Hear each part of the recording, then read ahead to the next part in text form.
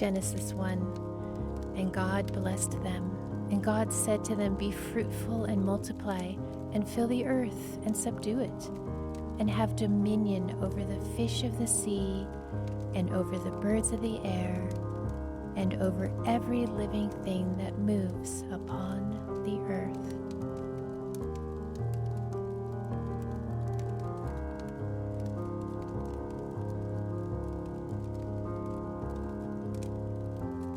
Mark 11. Therefore I tell you, whatever you ask in prayer, believe that you have received it, and it will be yours.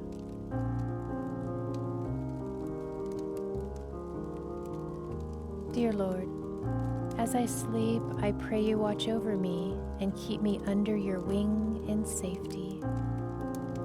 You alone, O Lord, are my rock and my salvation. Heavenly Father, thank you for giving me the Holy Spirit through Jesus Christ, your Son, my Savior. Amen.